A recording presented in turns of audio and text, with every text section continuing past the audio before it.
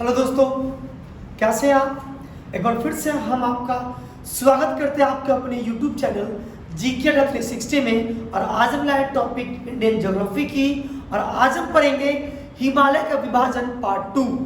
कल की वीडियो में मैंने बताया था हिमालय का विभाजन पार्ट 1, और आज है पार्ट 2। और इसमें लगभग हम हिमालय के बारे में सभी बातों को देखेंगे। तो चलिए स्टार्ट करते हैं हिमालय का विभाजन। कल जो मैंने बताया था वह हिमालय का विभाजन पश्चिम से पूरब की तरफ था, और आज हम पढ़ रहे हैं हिमालय का विभाजन उत्तर से दक्षिण की तरफ। यानी मैप की अगर बात करें तो मैप में हम ऊपर से नीचे की तरफ पढ़ेंगे। तो हिमालय को उत्तर से दक्षिण की तरफ में हिमालय को भी मुख्यतः 4 भाग में बांटा गया है। 4 भाग में अगर मुख्यतः मेन बात करें तो 4 तो डिस्कशन करते हैं, लेकिन मुख्यतः हिमालय के यही 3 भाग होते हैं। चलिए वो बाद में डिस्कस करेंगे डिटेल से। तो 4 कौन कौन है? सबसे पहला ट्रांस हिमालय, दूसरा बृहद या महान हिमालय, तीसरा लघु या मध्य हिमालय, और चौथा बाह्य हिमालय या शिवालिक। हम एक एक करके इस 4 हिमालय के बारे में पढ़ेंगे। और जो टॉपिक मुझे लगा कि लिख देना चाहिए ताकि वीडियो ज़्यादा लंबा नहीं बने, तो मैंने लिख दिया। सबसे पहले बात कर लेते हैं ट्रांस हिमालय की। हम बात करते हैं, ठीक है। ट्रांस हिमालय को हम लोग पार हिमालयन क्या कहते हैं? पार हिमालयन या तिब्बतियन हिमालयन भी कहते हैं। पार हिमालयन या तिब्बतियन हिमालयन भी कहते हैं। ऐसा क्यों कहते हैं? हम इसे तिब्बतियन हिमालय क्यों कहते हैं? क्योंकि ट्रांस हिमालय का अधिकतर क्षेत्र तिब्बत वाले क्षेत्र में पड़ता है। ट्रांस हिमालय का अधिकतम भाग तिब्बत वाले क्षेत्र में पड़ने के कारण हम इसे क्या कहते हैं? तिब्बतियन हिमालय के नाम से भी जानते हैं। और एक बहुत इंपॉर्टेंट बात है, आप याद रखिएगा, क्या कि यह यूरेशियन प्लेट का भाग है। यह किसका भाग है? यूरेशियन प्लेट का भाग है। जनरली आप जानते होंगे कि हिमालय का निर्माण जो कहा जाए, जिस पर विश्वसनीय जो कॉन्सेप्ट दिया गया है कि हिमालय का निर्माण कैसे हुआ है, तो आप भी जानते हैं कि हिमालय का निर्माण टेथिस सागर से हुआ है।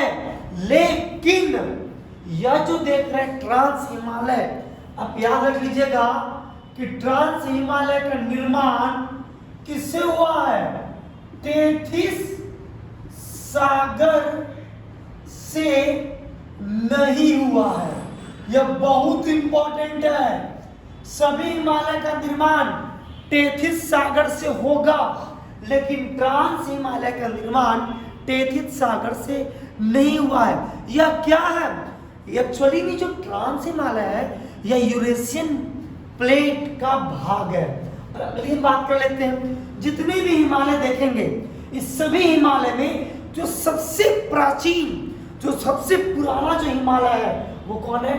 ट्रांस हिमालय है। और ट्रांस हिमालय के अंतर्गत मैंने यहाँ पर लिखा है कि ट्रांस हिमालय के अंतर्गत 3 श्रेणियां आती हैं। यहीं तक ट्रांस हिमालय का विस्तार है। 3 पर्वत श्रेणियां ट्रांस हिमालय के अंतर्गत आती है, और यह तीनों पर्वत श्रेणी आपको याद होना चाहिए। कौन कौन है? पहला है काराकोरम। क्या नाम है? काराकोरम पर्वत श्रेणी।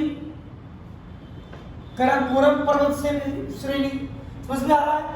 दूसरा लद्दाख पर्वत श्रेणी, और तीसरा काराकोरम लद्दाख के बाद क्या था? जास्कर। क्या था? जास्कर पर्वत श्रेणी।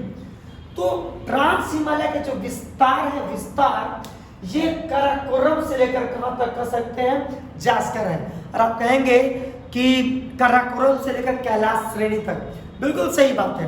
अब एक बात याद रखेंगे कि काराकोरम पर्वत श्रेणी को ही तिब्बत वाले क्षेत्र में इसे कैलाश श्रेणी के नाम से भी क्या होता है, हम जानते हैं। तो इसके अंतर्गत 3 श्रेणियां हैं, काराकोरम पर्वत श्रेणी, दूसरा लद्दाख पर्वत श्रेणी, और तीसरा कौन है? जास्कर पर्वत श्रेणी। इस सभी में जो सबसे इंपॉर्टेंट है वह है काराकोरम कौन है?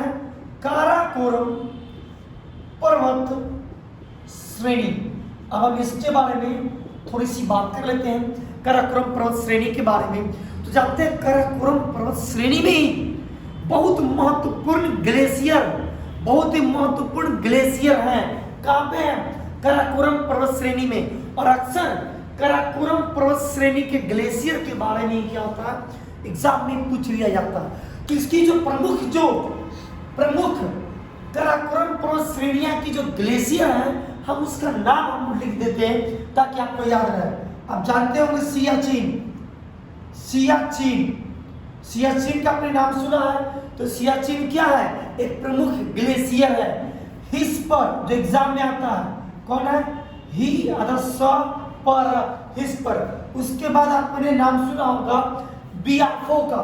किसका नाम सुना होगा आपने? बियाफो। और एक बार और एग्जाम में पूछ लिया गया था एक और, जिसका नाम है वाल्टोरा। क्या नाम है? बाल्टोरा। क्या नाम है? बाल्टोरा। तो अक्सर एग्जाम में पूछ लिए जाते हैं कि बताइए यह जो बियाफो जो ग्लेशियर है, यह सभी ग्लेशियर के नाम है, हिमनद के नाम है, ये कहाँ पे है? तो यह काराकोरम पर्वत श्रेणी में है। और काराकोरम पर्वत श्रेणी कहाँ पड़ता है? तो ट्रांस हिमालय में है। तो एग्जाम में पूछेगा बताइए सियाचिन ग्लेशियर यह कहाँ पड़ता है? तो सियाचिन कहाँ पड़ता है? काराकोरम पर्वत श्रेणी में। एक और अब बात याद रखिए कि बहुत सारे ग्लेशियर है काराकोरम श्रेणी में, लेकिन जो सबसे लंबी जो ग्लेशियर है, सबसे लंबी, वो है सियाचिन ग्लेशियर। कौन है? सियाचिन ग्लेशियर।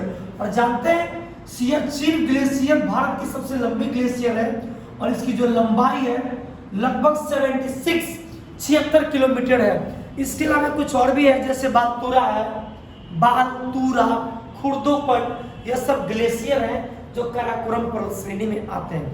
तो काराकोरम पर्वत श्रेणी के बारे में मैंने अभी आपको बताया, ये 4 ग्लेशियर जो अक्सर एग्जाम में क्या होते हैं, पूछ लिए जाते हैं। एक और चीज, इसी काराकोरम पर्वत श्रेणी को उच्च एशिया का रीढ़ कहते हैं। इसी एक बात ग्लेशियर के बारे में देखें और दूसरी बात याद रखिए कि काराकोरम पर्वत श्रेणी को हम क्या कहते हैं? उच्च एशिया का क्या कहते हैं? उच्च एशिया का क्या कहते हैं? इसे रीढ़। अब आपसे एग्जाम में पूछ लेगा कि बताइए उच्च एशिया का रीढ़ किसे कहते हैं? तो आज आप जान जाइए कि काराकोरम पर्वत श्रेणी को ही उच्च एशिया का क्या कहते हैं? हम लोग रीढ़ कहते हैं। एक चीज और, भारत का जो सबसे ऊंची चोटी का नाम क्या है? तो आप कहेंगे K2। क्या कहेंगे? भारत की सबसे ऊंची पर्वत चोटी कौन है? K2। जिसे किस नाम से जानते हैं? जिसे हम गाडविन ऑस्टिन के नाम से भी जानते हैं। किस नाम से जानते हैं? गाडविन ऑस्टिन के नाम से। और यह भी काराकोरम पर्वत श्रेणी में। और जानते हैं यह भारत की सबसे ऊंची क्या पर्वत चोटी है, जिसकी ऊंचाई 8611 मीटर है। तो काराकोरम में एक और खास बात कि भारत की जो सबसे ऊंची पर्वत चोटी है, जिसका नाम क्या है? गाडविन ऑस्टिन, यह भी कहाँ पड़ता है? काराकोरम में पड़ता है। याद हो चुका होगा। अब हम आते हैं लद्दाख के बारे में। लद्दाख, आपने सिंधु नदी का नाम सुना होगा। सिंधु नदी यही लद्दाख और जलस्तर के बीचों बीच क्या होती है? बहती है और बाद में फिर भारत में लद्दाख में क्या होती है? किसी खास जगह पर प्रवेश करती है। अब हम बात करते हैं लद्दाख की। लद्दाख पर्वत श्रेणी भी एक मामले में बहुत इंपॉर्टेंट है। जानते हैं दुनिया का सबसे तीव्र ढाल वाला चोटी का नाम पता है आपको? तो दुनिया का जो सबसे तीव्र ढाल वाला जो चोटी है, उस चोटी का नाम है राकापोसी। उस पर्वत चोटी का क्या नाम है? उस पर्वत चोटी का नाम है राकापोसी। हम लद्दाख के सामने लिख देते हैं राकापोसी। यह क्या है? पर्वत चोटी है, पर्वत चोटी। और ये है कहाँ पे? तो लद्दाख में है। और यह किस लिए फेमस है? तो यह दुनिया का सबसे तेज, सबसे तीव्र ढाल वाला चोटी है।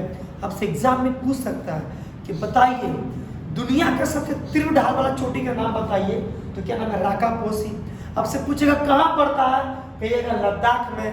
किस हिमालय में पड़ता है? तो कहिएगा कहाँ पे? ट्रांस हिमालय में।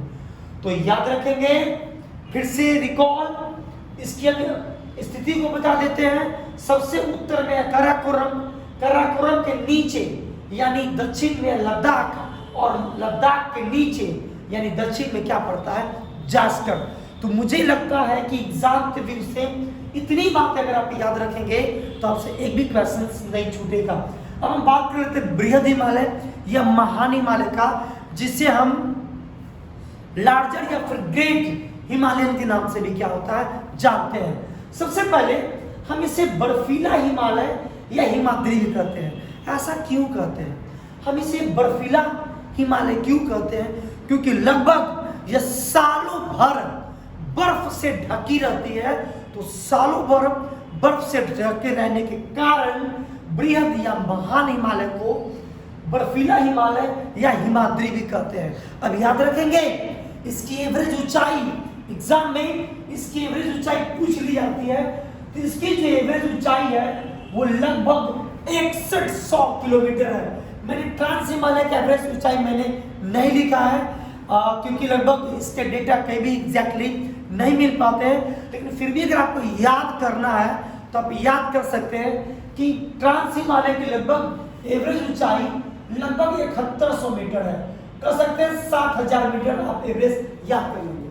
अरे बृहद हिमालय में इसकी एवरेज जो ऊंचाई है वो कितना है, 6100 मीटर है। और एक और खास बात इसके बारे में कि ये जो बृहद हिमालय है ना, बृहद हिमालय इसके ढाल उत्तर की तरफ, यानी जब आप हिमालय में चढ़ जाएंगे तो नेपाल वाले साइड की बात कर रहे हैं, तिब्बत वाले साइड की बात कर रहे हैं, नेपाल वाले की तरफ। तो नेपाल की तरफ ढाल मंद है, लेकिन दक्षिण की तरफ यानी भारत वाले साइड की तरफ इसका ढाल तीव्र है। यही वजह है कि जब एवरेस्ट की जो चढ़ाई होती है तो एवरेस्ट पर्वत की चढ़ाई दक्षिण दिशा की तुलना में उत्तर दिशा की तरफ चढ़ाई करने में ज्यादा आसानी होती है। तो अगर आपसे एग्जाम में पूछे कि महान हिमालय का ढाल किधर तीव्र है तो दक्षिण में है, और मंद किधर है तो उत्तर दिशा में। एक चीज और आप याद रखेंगे कि हिमालय का ये जो महान हिमालय है, डायरेक्शन की बात हो गई तो एक और बात कर देते हैं कि जो पश्चिमी हिमालय जो है ना, पश्चिमी हिमालय, और एक कौन होगा, पूर्वी हिमालय। किसका? तो महान हिमालय का। यानी महान हिमालय का पूर्वी वाले भाग को कहेंगे पूर्वी हिमालय, और पश्चिमी वाले भाग को क्या कहेंगे, पश्चिमी हिमालय। तो एग्जाम में एक बार पूछा गया क्वेश्चन कि बताइए किस हिमालय की ऊंचाई ज्यादा है? तो जानते हैं पूर्वी हिमालय जो है वो पश्चिमी हिमालय की तुलना में वो क्या है, ज्यादा ऊंचाई वाला है। क्या है? ज्यादा ऊंचाई है। अगर आपसे पूछेगा कि बताइए महान हिमालय का कौन सा भाग ज्यादा ऊंचा है, तो आप कहेंगे पूर्वी भाग ज्यादा ऊंचा है। और अब जो भी आप नाम जानते हैं, जैसे दुनिया की सबसे ऊंची पर्वत चोटी जिसका नाम क्या है, माउंट एवरेस्ट। माउंट एवरेस्ट भी पूर्वी हिमालय में, सॉरी मैंने उल्टा मैंने लिख दिया यहाँ पे, बोला सही है मैंने। सबसे ज्यादा कहाँ पे है ऊंचा, तो पूर्वी हिमालय में। तो इसकी ऊंचाई क्या है, ज्यादा है किसके तुलना में, पश्चिमी की तुलना में। और जो माउंट एवरेस्ट है वो भी कहाँ पड़ता है, पूर्वी हिमालय में। अब हम बात करते हैं प्रमुख चोटियां किसकी, महान हिमालय या बृहद हिमालय के प्रमुख चोटी के बारे में हम बात कर लेते हैं। तो जो भी आप प्रमुख चोटी का नाम जानते हैं, एक को छोड़कर जिसका नाम था गार्बिन आस्टिन, लगभग सभी ऊंची चोटियां, एग्जाम के बीच में ट्रिक याद कर लीजिए कि माउंट K2 को छोड़कर जितनी भी सभी चोटियां हैं, सभी की सभी चोटियां कहाँ हैं, तो बृहद या महान हिमालय में। अब जैसे कौन कौन है, तो आप जानते होंगे माउंट एवरेस्ट, जैसे आप जानते होंगे कंचनजंगा, जैसे आप जानते होंगे मकालू, धौलागिरी, नंगा पर्वत, नंदा देवी, नामचा बड़वा, केदारनाथ, ये सब किसमें पड़ते हैं, महान हिमालय में। मैं सबका मैं नाम नहीं लिख सकता हूँ, मैं कुछ का मैं आपको नाम लिख देता हूँ। जैसे जो सबसे इंपॉर्टेंट है उसका क्या नाम है, माउंट एवरेस्ट। माउंट एवरेस्ट अब इसकी ऊंचाई कितनी है, तो 8,850 और कहीं कहीं 848 समथिंग मीटर ये क्या होता है लिखता है। यह दुनिया की सबसे ऊंची चोटी है। भारत की बात करें तो भारत की सबसे जो ऊंची चोटी है वो कौन है, गार्डविन आस्टीन है। लेकिन गार्डविन आस्टीन जो क्षेत्र है अभी वर्तमान में पीओके वाले क्षेत्र में है। अभी जो भारतीय क्षेत्र में जो सबसे ऊंची चोटी है, इस चोटी का क्या नाम है, कंचनजंगा। क्या नाम है, कंचनजंगा। और कंचनजंगा का क्या कहा जाए ऊंचाई कितनी है, तो हर एक कैंडिडेट्स को याद रहना चाहिए 8598 मीटर। इसके अलावा आप याद कर लीजिए, जैसे मैंने बताया नंदा देवी, नंदा पर्वत, नामचा बरवा, केदारनाथ, धौलागिरी, कौन कौन मैंने बोला, धौलागिरी, मैंने बोला नामचा बरवा, आ जाइए नंदा देवी, नंगा पर्वत, ये सब जो प्रमुख चोटियां ट्रिक से याद कर लीजिए। सब प्रमुख चोटियां कहाँ पड़ती हैं, महान हिमालय में पड़ती हैं। तो अब मुझे लगता है कि एग्जाम की भी इतनी बातें इंपॉर्टेंट थी। अब हम अगला तीसरा हिमालय जिसका क्या नाम है, लघु हिमालय, या इसे हम किस नाम से जानते हैं, मध्य हिमालय के नाम से भी जानते हैं। अब हम बात कर लेते हैं इसकी एवरेज ऊंचाई।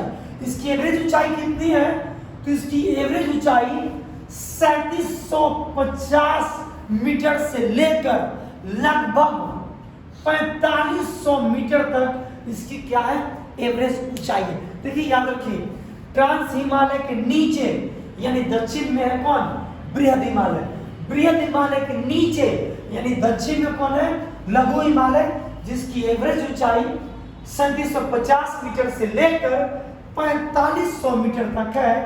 कहीं कहीं आप बुक में देखेंगे कि इसकी एवरेज ऊंचाई 3000 से लेकर 4500 मीटर तक क्या है, लिखी हुई है। अब हम बात कर लेते हैं इसकी श्रेणियां, यही आपको जानना था। इसकी प्रमुख श्रेणी जो 4 है वो कौन कौन है। पहला है पीर पंजाब। कौन है, पीर पंजाब। आप इसे ऐसे भी याद कर सकते हैं, जम्मू कश्मीर से पीर पंजाब। कैसे याद रखेंगे, जम्मू कश्मीर से पीर पंजाब।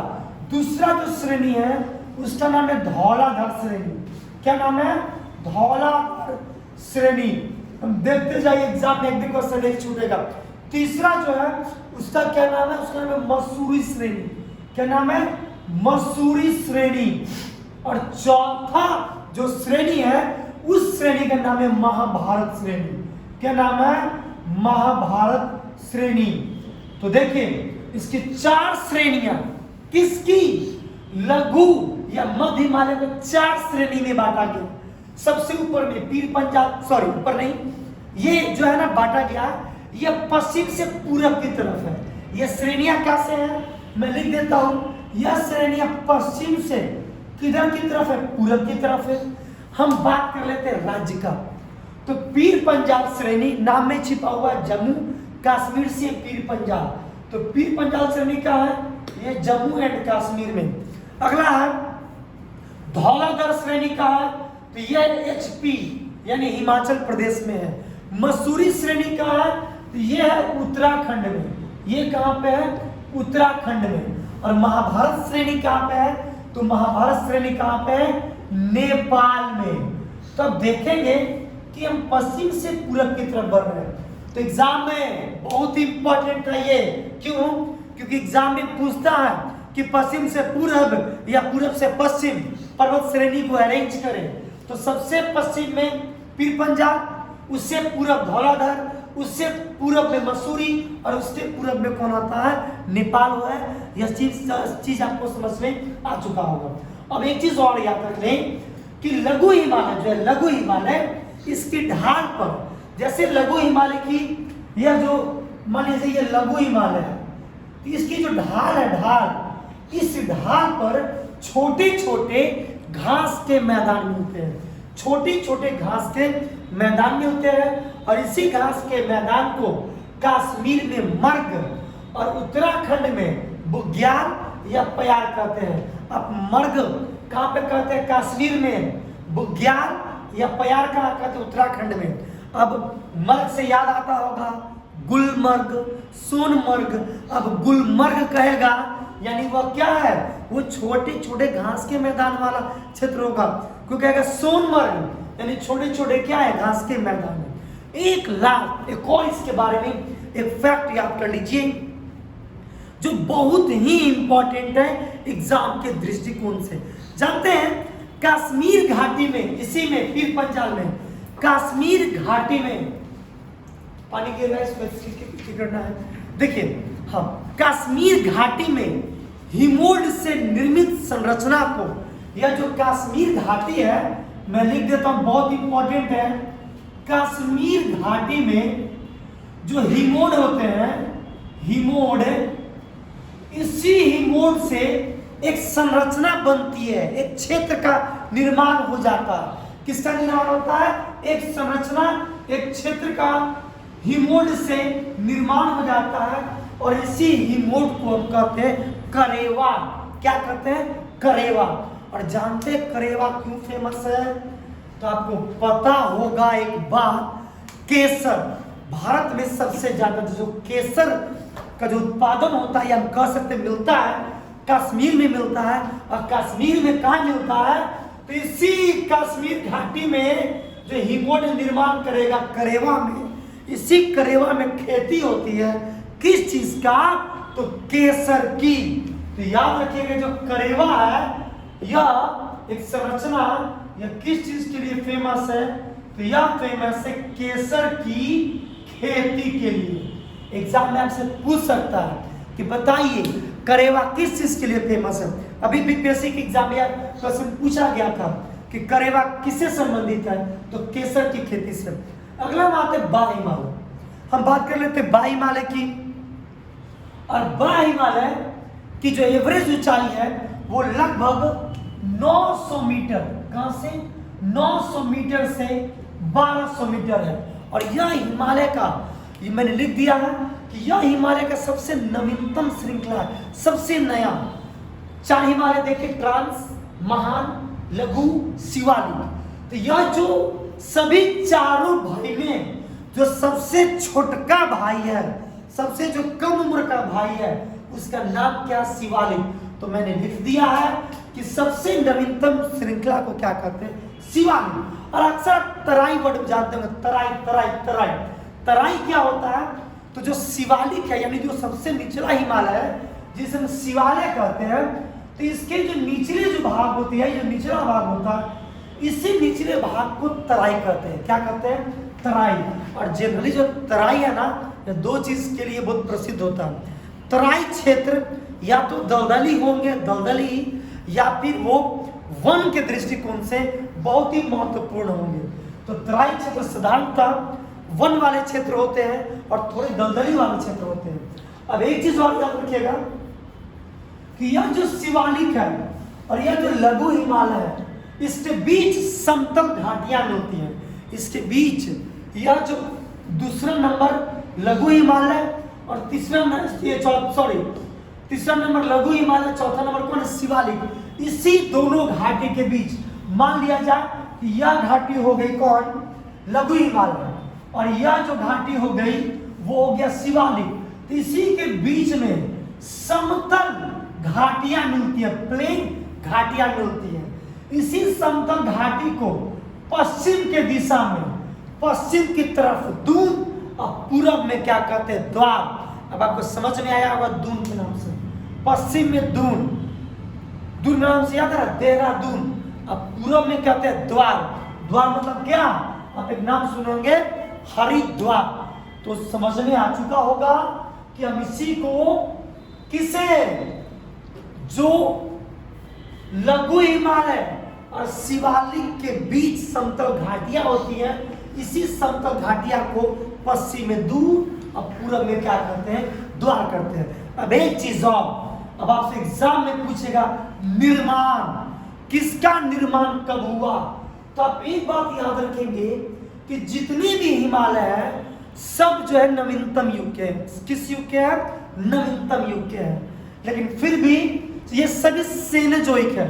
नवीनतम युग को हम लोग क्या कहते हैं, सेनोजोइक। अगर आपसे पूछे किस युग के हैं तो आप क्या कहिएगा, ये सभी हिमालय सेनोजोइक युग के हैं, सेनोजोइक युग। अब सेनोजोइक में अब हम नाम लिख देते हैं इन सब का। सेनोजोइक युग को भी बांट दिया गया है।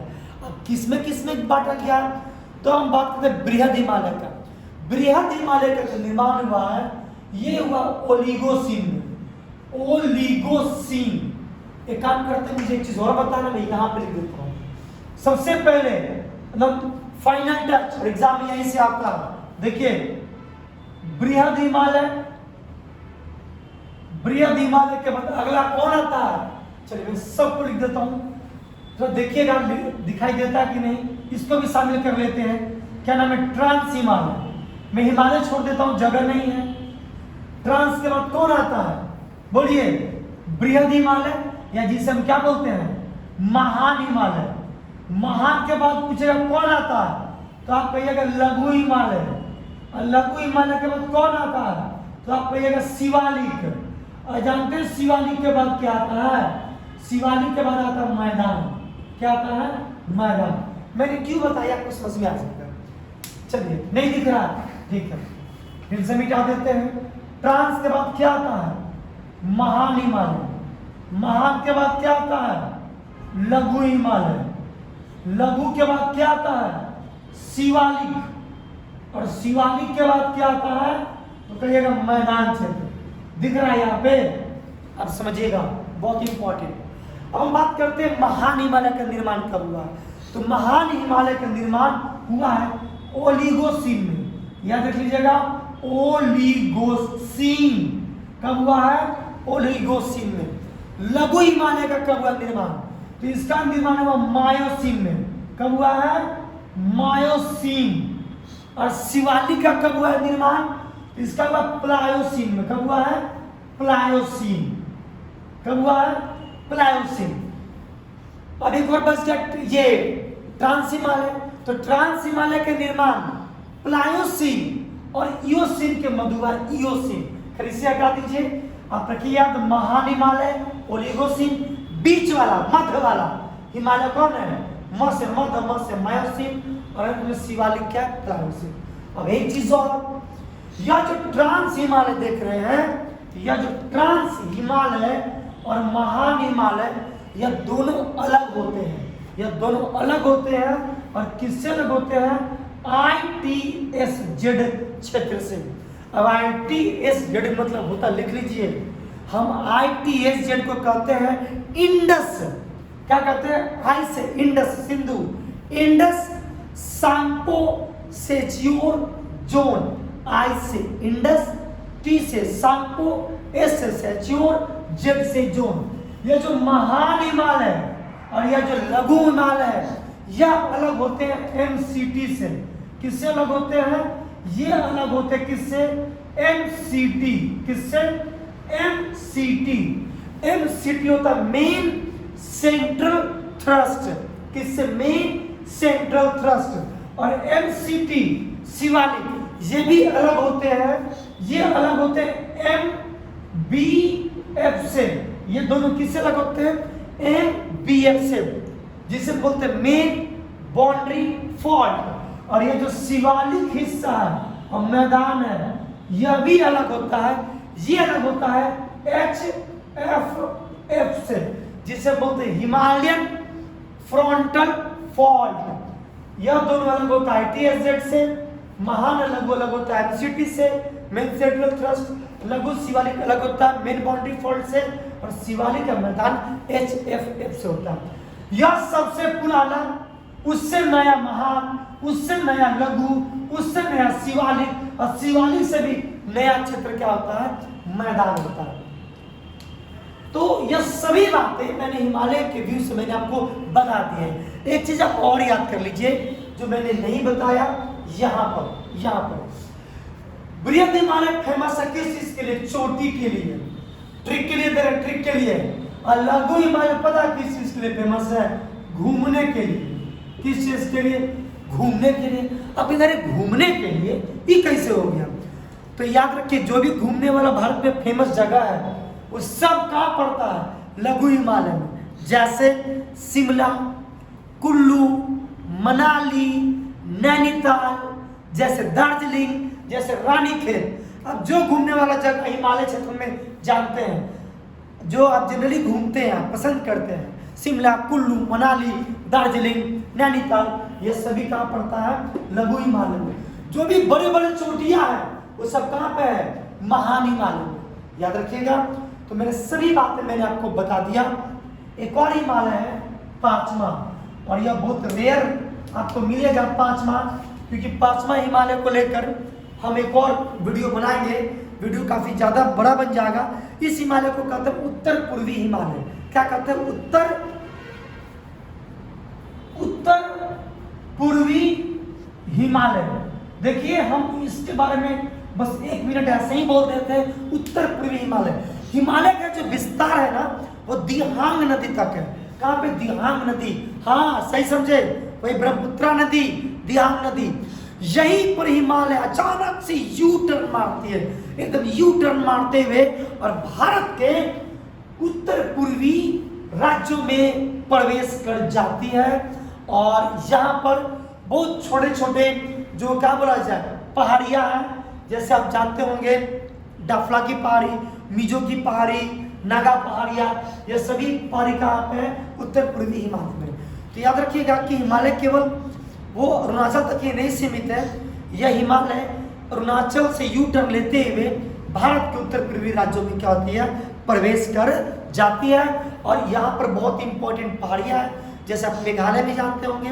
मेघालय में कौन कौन? गारो खासी जयंतिया पहाड़ी, गारो खासी जयंतिया जो आप नाम जानते हैं, यह गारो खासी जयंतिया की जो पहाड़ी हैं, ये सभी हिमालय के भाग है। मिकिर पहाड़ी हिमालय के भाग है, पटकाई बूम हिमालय के भाग है, डाफला हिमालय के भाग है। तो वो सभी हम वीडियो बनाएंगे पहाड़ी पर। तो याद रखेंगे, यहीं पर उत्तर पूर्वी राज्यों में प्रवेश कर जाती है। और मैंने सब चीज आपको बता दिया, और यह चीज इंपॉर्टेंट थे। फिर से ऊंची चोटियां महान हिमालय, घूमने वाला जगह लघु हिमालय। और मैंने आपके लिए मेहनत किया। अगर वाकई में आपको वीडियो पसंद आया, दिल को छू गया हो, तो आप इसे लाइक कीजिए, सब्सक्राइब कीजिए। अब बहुत अधिक पसंद आया हो तो कम से कम अपने एक दोस्त को बोलिए कि मेरे भाई आप इस चैनल को सब्सक्राइब कर लो, क्योंकि जो कुछ पढ़ाएंगे फ्री में पढ़ाएंगे, A to Z पढ़ाएंगे, और जानते हैं डिटेल से पढ़ाएंगे। क्योंकि मेरा ऐसा मानना है कि लाइफ में एक बार डिटेल से पढ़िए, और इतने अच्छे से पढ़िए कि लाइफ में कभी दोबारा पढ़ने की जरूरत ना पड़े। इसे रिवाइज कीजिए जरूर, लेकिन ऐसा नहीं कि फिर उसी टॉपिक को बार बार क्या कीजिए, पढ़िए बुढ़िए। आप कॉन्सेप्चुअल पढ़िए, डिटेल पढ़िए। और मेरे भाई, आप जितना अधिक से अधिक हो इस चैनल को शेयर कीजिए, ताकि सब्सक्राइबर बढ़े और जोश के साथ हम आपको पढ़ाएं। मिलते हैं ऐसे वीडियो के साथ अगले क्लास में।